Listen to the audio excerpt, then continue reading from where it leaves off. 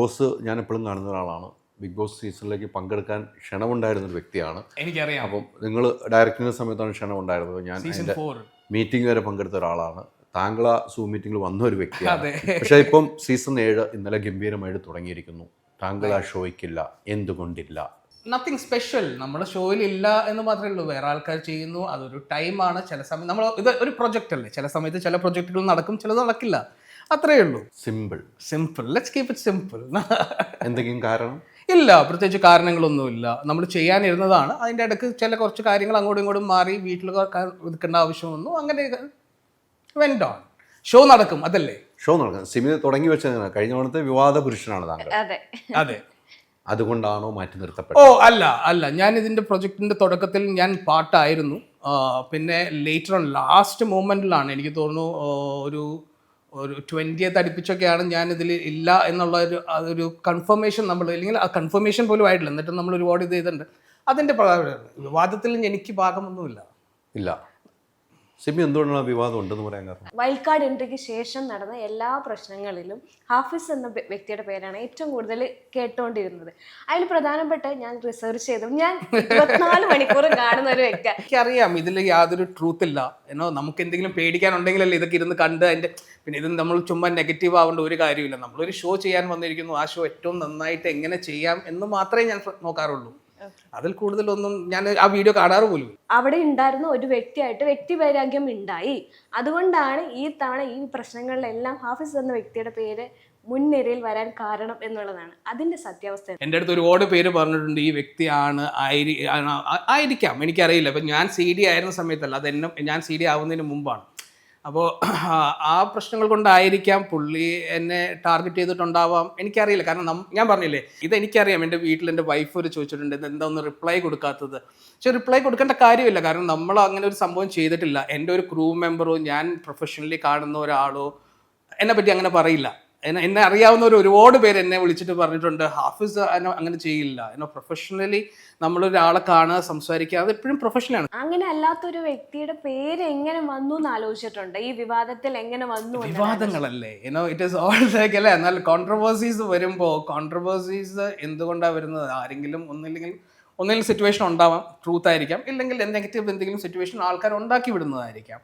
പക്ഷെ അതിന് റിയാക്ട് ചെയ്യേണ്ട കാര്യമുണ്ടെന്ന് എനിക്ക് തോന്നുന്നില്ല. Unless and until you have something to do with it. നമുക്ക് അങ്ങനെ ഒരു പ്രശ്നമില്ല. നമ്മൾ ഷോ ചെയ്യാൻ വന്നേക്കുന്നതാണ്, ആ ഷോ നന്നാക്കുക, അല്ലേ? അപ്പോൾ അത് മാത്രമേ ഉള്ളൂ. ഇപ്പം എനിക്ക് തോന്നുന്നു അതുവരെ ഇപ്പം ഈ പറഞ്ഞ കഴിഞ്ഞ കൊല്ലം ഈ ഇഷ്യൂ ഉണ്ടാവുന്നവരെ ഇപ്പോൾ എപ്പിസോഡുകൾ നോക്കിക്കഴിഞ്ഞിട്ടുണ്ടെങ്കിൽ ലാൽ സാറിൻ്റെ എല്ലാ എപ്പിസോഡും ഫയർ തന്നെയായിരുന്നു. എനിക്ക് തോന്നുന്നു ആഫ്റ്റർ എവറി വീക്കെൻഡ് സോഷ്യൽ മീഡിയയിലും ആൾക്കാരും എങ്ങനെ റിയാക്ട് ചെയ്തതെന്ന് വെച്ചിട്ടുണ്ടെങ്കിൽ ഫയർ എന്ന് മാത്രമേ ഉള്ളൂ പറഞ്ഞിട്ടുള്ളൂ, അല്ലേ? അപ്പോൾ അതാണ് നമ്മൾ ഹാപ്പിയാണ് ആ ഒരു കാര്യം. ഇവിടുത്തെ പ്രശ്നം ഈ അന്നുണ്ടായ വിവാദങ്ങൾ പിന്നീട് വലിയ രീതിക്ക് ചർച്ച ചെയ്യപ്പെട്ടു, അല്ലേ? അന്നുണ്ടായ വിവാദം വലിയ ചർച്ച ചെയ്യപ്പെട്ടു, വാർത്താ സമ്മേളനങ്ങൾ വരെ നടക്കുന്ന വലിയ വിവാദങ്ങളായിരുന്നു. പക്ഷെ ആഫീസ് ഇപ്പോൾ പറയുന്നത് വെറും ഒരു കൂളായിട്ടാണ് അതിനെ ഹാൻഡിൽ ചെയ്യുന്നത്. പക്ഷെ അങ്ങനെയല്ല, സത്യാവസ്ഥ അറിയാൻ പ്രേക്ഷകരുണ്ട്, അല്ലേ? ആ സത്യാവസ്ഥ പ്രേക്ഷകർക്ക് അറിഞ്ഞേ പറ്റൂ. അതെന്ന് വെച്ചാൽ ഇപ്പോഴൊരു സീസൺ വരാണ്. ഈ സീസൺ നമ്മളൊക്കെ ബിഗ് ബോസിന് ഇഷ്ടപ്പെടുന്നതാണ്. ഈ സീസണിലേക്ക് പ്രേക്ഷകർ അങ്ങ് അടുക്കണം. ഇനി അങ്ങനെ ഒരു വിവാദം എന്തിനാണ്? ഇനി അടുത്തൊരാൾക്ക് പേരിലൊരു വിവാദം ഉണ്ടല്ലോ, അത് അങ്ങനെയല്ല എന്ന് പറയാൻ നമ്മളൊന്ന് തയ്യാറാകണം. ഇങ്ങനെയാണ് സംഭവിച്ചത് എന്ന് തുറന്നു പറയണമല്ലോ. അല്ല, ഇത് ഈ വിവാദം ഉണ്ടാക്കിയ ആരും തന്നെ ഞാൻ പിന്നെ കണക്ട് ചെയ്തിട്ടില്ല, അവരെന്നെയും കണക്ട് ചെയ്തിട്ടില്ല. ഈ പറഞ്ഞ എന്തെങ്കിലും ഞാൻ ചെയ്തതായിട്ട് അവരെന്തോ പ്രൂഫ് ഉണ്ടോ എന്നൊക്കെ പറഞ്ഞതല്ലാതെ എനിക്ക് തോന്നുന്നില്ല ആരും എൻ്റെ അടുത്ത് ഇതുവരെ പറഞ്ഞിട്ടുള്ള ഒരു പ്രൂഫായിട്ട് വന്നിട്ടുണ്ട്. ദിസ് ഈസ് ദ പ്രൂഫ് ഷൂട്ടും സി വൺസ്. അപ്പോൾ ഇത്രയും വർഷമായി, ഇറ്റ്സ് ബീൻ 1 year. ഷോ കഴിയുന്ന അന്ന് എന്തോ വലിയ സംഭവം വരുമെന്നെല്ലാം പറഞ്ഞിട്ട് അന്നൊക്കെ അവരുണ്ടായിരുന്നു. ഒരുപാട് പേര് എൻ്റെ അടുത്ത് വന്ന് സംസാരിച്ചിട്ടും കാര്യങ്ങളൊക്കെ ഉണ്ട്. ഷോ തീരുമ്പോൾ ഈ സാധനം പുറത്ത് വരും, മറ്റേത് മറിച്ചത് എന്നൊക്കെ. പക്ഷേ ഇതിന് ഇൻവോൾവ് ആയോ ഇല്ലെങ്കിൽ എന്തെങ്കിലും പ്രൂഫായിട്ടോ ആരും എൻ്റെ അടുത്ത് ഇതുവരെ വന്നിട്ടില്ല, അല്ലേ? അപ്പോൾ എൻ്റെ പേര് ഇതിലേക്കൊക്കെ വലിച്ചെറിച്ചിട്ടുണ്ടെങ്കിൽ അതിൻ്റെ ബാക്കിലുള്ള സ്റ്റോറീസ് അവരാണ് പ്രൂവ് ചെയ്യേണ്ടത്. ഐ നോ, അല്ലേ? ഞാൻ പ്രൂവ് ചെയ്യുന്ന എനിക്കറിയില്ല. I don't think so. അല്ല, ഒരാളെ സംബന്ധിച്ചോളം ഇപ്പോൾ ആഫീസ് ഇങ്ങനെ ഞാൻ വീണ്ടും പറയുന്നത് വെറുതെ അത് ഒന്നുമല്ലാത്ത രീതിക്കാണ് പറയുന്നത്. പക്ഷേ അത്തരം വിവാദങ്ങളുണ്ടായി, കേരളം മൊത്തം ചർച്ച ചെയ്യപ്പെട്ടു. താങ്കളുടെ പേര് പരസ്യമായിട്ട് പറയുന്ന നിലയിലേക്ക് പോകുന്നു. പക്ഷേ ആ വ്യക്തി താങ്കളുടെ അടുത്ത് തെളിവായിട്ട് വരുമ്പോൾ ആ തെളിവ് പരാതിയായിട്ട് പോയിരുന്നു, പോലീസ് സ്റ്റേഷനിൽ വരെ പരാതിയായിട്ട് പോയിരുന്നു. അതിനുശേഷം അദ്ദേഹത്തെ ഈ പോലീസ് സ്റ്റേഷനിൽ പരാതിയായിട്ട് പോയി കഴിഞ്ഞ സമയത്ത് എന്നെ പോലീസ് വിളിച്ചിട്ടില്ല. എൻ്റെ പേരിൽ വന്നിട്ടില്ല. ഷോ കഴിഞ്ഞിട്ട് അവിടെ എന്തിൻ്റെയൊക്കെ പേരിൽ 1-2 അതായത് അസിസ്റ്റൻ്റ് പിള്ളേർക്കെതിരെ കേസ് വന്നു എന്നാൽ ഒരു ബേസ്ലെസ് കേസ് ആകുമ്പോഴാണല്ലോ അവർക്ക് അത്ര, അല്ലെങ്കിൽ ഇതിൽ പ്രൂഫ് ഉണ്ടെങ്കിൽ പോലീസ് എന്നെ വിളിക്കേണ്ടതല്ലേ, അല്ലേ? എനിക്കെതിരെ കേസ് അവർക്ക് കൊടുക്കുന്നതാണ്. ഇപ്പൊ ഇങ്ങനെ ഒരു സംഭവം എനിക്കെതിരെ വന്നിട്ടില്ല, ഒരു കോൾ പോലും വന്നിട്ടില്ല, നത്തിങ്. അപ്പൊ എനിക്ക് വന്നിട്ടില്ല. എനിക്ക് പോലീസിന്റെ കോള് വന്നിട്ട്, ഞാൻ അങ്ങനെ കോള് വന്നിട്ടുണ്ടെങ്കിൽ ഞാൻ പോലീസ് സ്റ്റേഷനിൽ പോയി ഹാജരാവേണ്ടതല്ലേ? പൂനമല്ലി പോലീസ് സ്റ്റേഷനിൽ ഞാൻ ഹാജരാവേണ്ടതാണ്. അങ്ങനെ ഹാജരായാലും ഒരു തെളിവ് പോലും ഇല്ല. You are the people, you can do the research.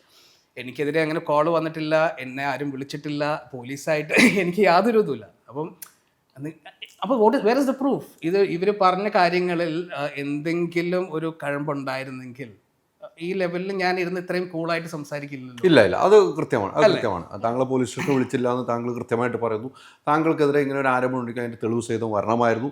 അതുകൊണ്ട് തന്നെ താങ്കൾ കൂളായിട്ട് സംസാരിക്കുന്നു. അവിടെ ഒരു പോയിന്റ് ഉണ്ട്. ഈ അവസാന നിമിഷം, ഈ ബിഗ് ബോസിൻ്റെ അവസാന നിമിഷം വരെ താങ്കളുടെ പേരുണ്ടായിരുന്നു എന്നാണ് എനിക്കറിയപ്പെട്ടത്. അവസാന നിമിഷം വരെ താങ്കളാണ് എൻ്റെ ഡയറക്ടർ എന്നുള്ള പേരുണ്ടായിരുന്നു. പിന്നീട് പല ചർച്ചകൾ വന്നിട്ടാണ് താങ്കൾ പറഞ്ഞ വീട്ടിലെ പ്രശ്നങ്ങളൊക്കെ എന്ന് പറഞ്ഞാലും അത് പൂർണ്ണമായിട്ട് ഞാൻ വിശ്വസിക്കുന്നില്ല. ഞാൻ വീട്ടിലെ പ്രശ്നങ്ങൾ എന്ന് പറഞ്ഞിട്ടുണ്ടെങ്കിൽ ഐ ഡിഡ്ന്റ് സേ ദാറ്റ് അത് ഭാഗമാണ്. I M shifting my house. തീർച്ചയായിട്ടും. അത് ഇപ്പം ഒരു കാര്യത്തിൽ ഞാൻ നോക്കി കഴിഞ്ഞാൽ അതൊരു നല്ല കാര്യം തന്നെയാണ്. That I'm not part of it. പക്ഷേ ആദ്യമായിട്ടാണ് like I'm staying away from my parents. അപ്പോൾ ആ ഒരു ഷിഫ്റ്റിങ്ങിൻ്റെയും കാര്യങ്ങളുടെയൊക്കെ സമയമായിട്ട് ഇത്. പിന്നെ ഇതിൽ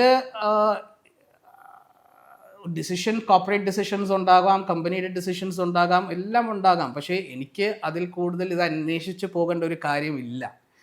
അതൊരു ഡിസിഷനാണ്. ഇതൊരു പ്രൊജക്റ്റാണ്, അല്ലേ? നമ്മളൊരു പ്രൊജക്റ്റിൻ്റെ ഭാഗമായിരുന്നു, ആവാനിരുന്നതാണ്. അതിൻ്റെ ഇടയ്ക്ക് അവിടെ എന്തൊക്കെയോ ഡിസ്കഷനും നടന്നു. ദാറ്റ്സ് അത്രയായിട്ട് ഞാൻ കാണുന്നുള്ളൂ അതിനെ. ഇത് പറഞ്ഞിട്ട് ഞാൻ അത് കഴിഞ്ഞിട്ട് എല്ലാവരുമായിട്ടും സംസാരിച്ചതാണ്. എൻ്റെ മോളായിട്ടും ഒരു പ്രശ്നമില്ല, ഏഷ്യനെറ്റായിട്ടും ഒരു പ്രശ്നമില്ല. പിന്നെ ഒരു ടൈമല്ലേ, ചിലപ്പോൾ ഒരു ബ്രേക്ക് നല്ലതായിരിക്കാം. ഇത്ര സിമ്പിളായിട്ട് പറയുമ്പോഴും ഇത്രയും വർഷം ഷോ ചെയ്ത ഒരു വ്യക്തി, ആ ഷോയോട് സാധാരണ പ്രേക്ഷകർക്ക് ആത്മബന്ധം ഉണ്ട്, അതുപോലെ തന്നെ ഷോ ഡയറക്ടർക്കും ആത്മബന്ധം ഉണ്ടാവും. എന്തുകൊണ്ടാണ് മാറ്റി നിർത്തൽ എന്ന് ഒരു പക്ഷേ ചോദിക്കാനുള്ള സാഹചര്യം ഉണ്ടായിട്ടില്ല? ഇല്ല, എനിക്ക് അങ്ങനെ തോന്നുന്നില്ല. കാരണം ഇതൊരു ഷോ മാത്രമാണ് സെമി. ഞാൻ ആദ്യം ബിഗ് ബോസ് ചെയ്യുന്നത് 2006 ഹിന്ദി കളേഴ്സിൽ വന്ന ആദ്യ സീസണാണ്. അന്ന് ഞാൻ സ്റ്റോറി എഡിറ്ററുമാണ്. സ്റ്റോറി എഡിറ്ററിൽ നിന്ന് ഐ ഡോണ്ട് നോ, ഇപ്പം നിങ്ങൾക്കൊക്കെ ടെക്നിക്കൽ ടേംസ് ഒക്കെ അറിയുമെന്ന് എനിക്കറിയില്ല, അറിയാമായിരിക്കാം. പക്ഷേ അന്ന് ഞാൻ വെറും സ്റ്റോറി എഡിറ്ററാണ്. അവിടെ നിന്ന് ഞാൻ 2 സീസൺ കഴിഞ്ഞ് വേറെ ഒരുപാട് ഷോകൾ നമ്മൾ ചെയ്തു, അല്ലേ? ഞാനെപ്പോഴും ഫ്രീലാൻസറായിട്ടാണ് വർക്ക് ചെയ്തിട്ടുള്ളത്. നമുക്ക് നല്ലൊരു പ്രൊജക്റ്റ് വരുമ്പോൾ ഗോഡ് വില്ലിംഗ്ലി, ഗോഡ് ബ്ലെസ്, എനിക്ക് എപ്പോഴും നല്ല പ്രൊജക്റ്റ് വന്നു എന്നുള്ളതാണ്. I am happy, you know. അപ്പോൾ ഈ ഒരു പ്രൊജക്റ്റ് വന്നില്ല എന്ന് വിചാരിച്ചിട്ട് അതിനെ കുറിച്ച് കൂടുതൽ അന്വേഷിച്ച് വേറെ പ്രൊജക്റ്റ് വരുമായിരിക്കും. ഇതിനു മുമ്പ് ഞാൻ ബിഗ് ബോസ് ചെയ്യാതെ ഇരുന്നിട്ടുണ്ട്. അതിന് മുമ്പ് അത് കഴിഞ്ഞിട്ട് ഞാൻ അതിനേക്കാൾ നല്ലൊരു പൊസിഷനിലേക്കും ഇല്ലെങ്കിൽ ഷോ ചെയ്യാനും എനിക്ക് പറ്റിയിട്ടുണ്ട്. സോ ഇറ്റ്സ് ടൈം, അത്രയേ ഉള്ളൂ, അത് മാത്രമേ ഉള്ളൂ. അൾട്രാ മോഡേൺ കിച്ചൺ ഡിവൈസസ്, ഒരു കിച്ചണിൽ വേണ്ട എല്ലാ ലേറ്റസ്റ്റ് ബ്രാൻഡുകളും ഇവിടെയുണ്ട്. ലോകോത്തര ബ്രാൻഡുകൾ, original products, wide range. MyG future. പൂവ് പോലൊരു പുട്ടുണ്ടേ അജ്മിയുടെ പുട്ടും. വിളമ്പാം നല്ല വിശേഷം. അജ്മി സ്റ്റീം മെയ്ഡ് പുട്ടുപൊടി.